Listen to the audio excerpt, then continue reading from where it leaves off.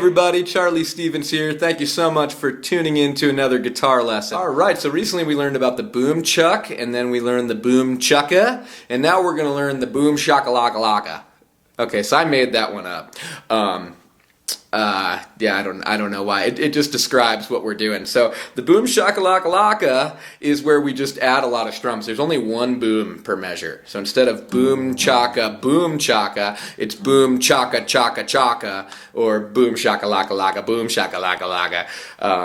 Funner to say it that way, in my opinion, so that's why I call it that. But basically what we're going to do is put a bass note on beat 1, and then all 8th note strums. 2 and 3 and 4 and. Bass, down, up, down, up, down, up. Boom, shakalakalaka, boom, shakalakalaka. Okay? So this is kind of easier than the other ones we talked about. If you haven't watched those videos, please do. There's one about the Boom Chuck. There's one about the Boom Chukka. This is kind of a direct next step to that in a way. But this one is easier in a way because in those ones we had to alternate our bass note. Well, I shouldn't say we had to. We have the option not to alternate it, but we like to. It's more common and it sounds like we give more movement to the music, and it generally sounds more interesting if we do alternate the bass notes. So we have to sort of know which bass notes we can use and things like that. The cool thing about this one is since we only have one bass note on beat 1, we don't really need to worry about that other one. Okay? So it's a little bit easier in that sense. So I think this is a really fun rhythm. It can be used to break up the monotony of the boom chuck and do what we call a swell, a rhythmic swell. Usually in between where the singer is singing, we'll strum a little bit more with this boom chakalakalaka thing, and it will kind of fill up the sound. There's a well-beaten path on the old mountainside where I wandered when I was a lad.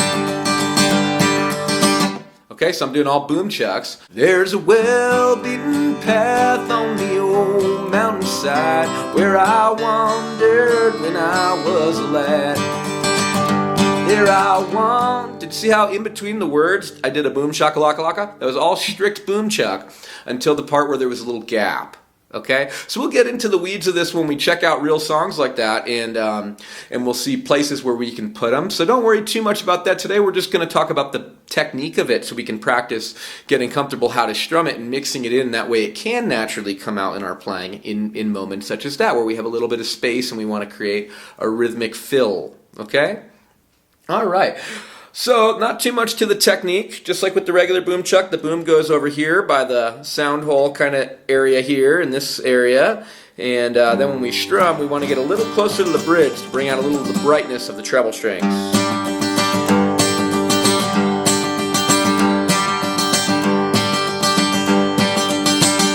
Okay, same thing on the C, but now we play the A string. Our 5th string is where the root of the C chord is for this shape. Then we go to D, play the open D string.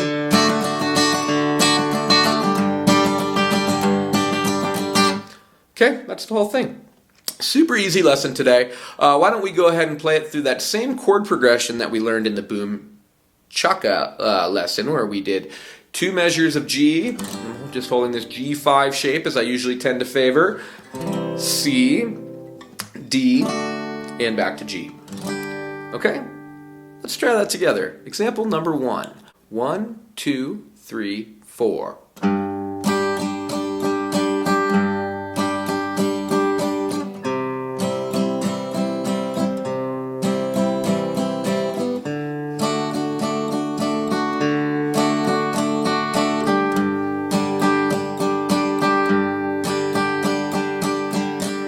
Let's try that same example a little bit faster. 1, 2, 1, 2, 1, 2, 3, 4.